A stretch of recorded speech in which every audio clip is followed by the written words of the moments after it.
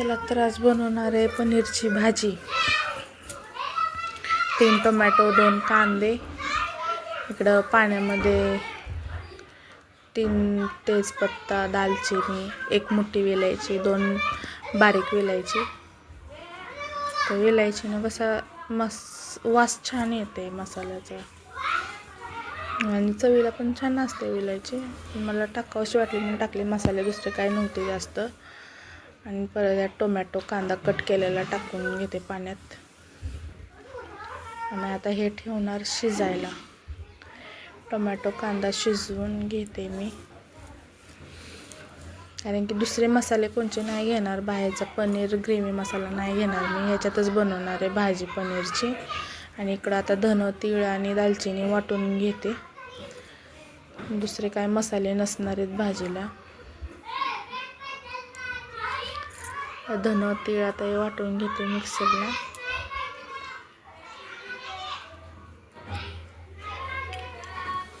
याची पावडर करून घ्यायचं एकदम बारीक. धन्याने कसं सेंट येते, म्हणजे वास जास्त येते भाजीचा. आणि तिळीनं घट्टपणा येते भाजीला. जास्त तेल पण नाही दिसणार, तिळीनं घट्टपणा येणार भाजीला. त्यामुळे तीळ पण टाकले 2 चम्मच मी. पाहिजे तसं बारीक एकदम पावडर बारीक करून घ्यायची आपल्याला. आणि मग ह्याच्यामध्ये परत टाकणार, बघा आता तुम्ही कसं बारीक करून घेतले ते.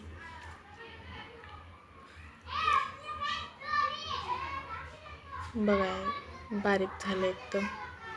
ह्याच्यात टाकणार लसूण, अद्रक आणि कोथिंबीर. हे पण आपल्याला वाटून घ्यायचे, कारण की वेगवेगळ्या तेलामध्ये मसाले नाही शिजवणार, भाजणार मी सगळे एकत्रच. इकडं आता आपलं टोमॅटो, कांदा ते पण शिजायले. इकडे वाटून पण घेतले. आता हे इकडं वाटून घेईपर्यंत तर हे शिजून पण झाले 5 मिनिटात. तरी जास्त वेळ नाही लागत त्याला शिजायला, टोमॅटो कांद्याला.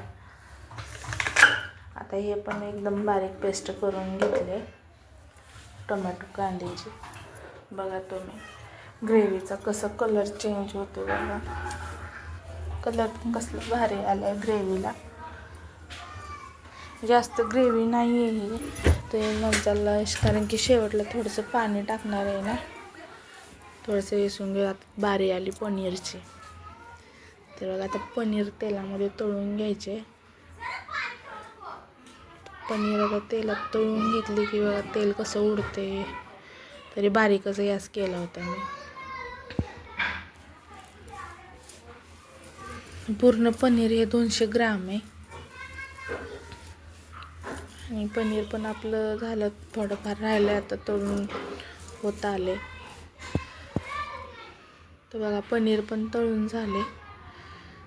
जास्त पण भाजायचं नाही. पनीर ग्रेव्हीमध्ये आपले तुकडे होणे, पनीरचे चुरा होणे एवढंच भाजायचं. जास्त लाल पण नको भाजायला,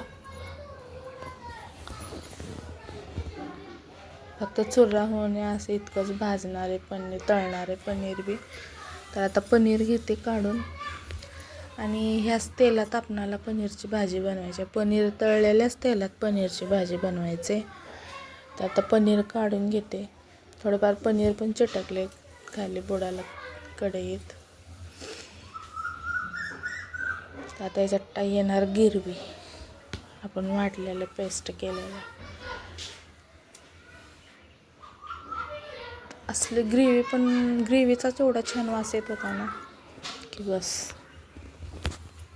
वाटलं नव्हतं, पहिल्यांदाच बनवते मी बी भाजी अशी. वाटलं नव्हतं एवढी भारी बनल भाजी. तुम्ही बी एक वेळेस नक्की ट्राय करून बघा आणि मला कमेंटमध्ये सांगा कशी झाली होती. मला तर आवडली होती, पण तुम्ही नक्की सांगा, तुम्ही तुमचं मत मांडा. आता ह्याच्यात टाकणारे 2 चम्मच मिरची पावडर आणि 1-1.5 चम्मच चवीपुरतं मीठ. आणि आता याच्यात अर्धा चम्मच हळद. दुसरे कोणते मसाले नाहीच आहेत. पनीर रेडीमेड पनीर ग्रेव्ही मसाला भेटते, त्याचा तर मी कसलाच वापर केला नाही, घरगुती मसाल्यातच बनवते भाजी. आता बारी आली, पनीर कट करून घेते, थंड झाले जरा, आणि थोडंसं एक दीड वाटी पाणी पण टाकून घेतलं. बघू आता. आणि हा शेवटला फक्त 5 रुपयाचा पनीर मसाला टाकावा म्हणलं, कारण एवढी रिस्क कशाला, एवढं मेहनतीने बनवते. तर 5 मिनटं झापून ठेवले आता ग्रेव्हीला. तर बघू शकताय कसलं तेल सुटलं पण ग्रेव्हीला, किती मस्त. आणि ग्रेव्ही पण घट्ट झाली आहे, पाणी टाकून मग अशी पातळ होती, पण आता ग्रेव्ही बी घट्ट झाल्या मस्तपैकी. आता थोडंसं पाणी टाकणार ह्याच्यात, कारण की अंगावर उडत होतं म्हणून जरासं पाणी टाकले त्याच्यात.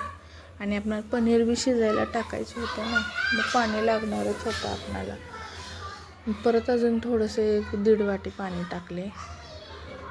आणि आता ह्याच्यात टाकले, आता ह्याच्यात आहे ना पनीर, यात टाकले कट केलेले पनीरचे तुकडे.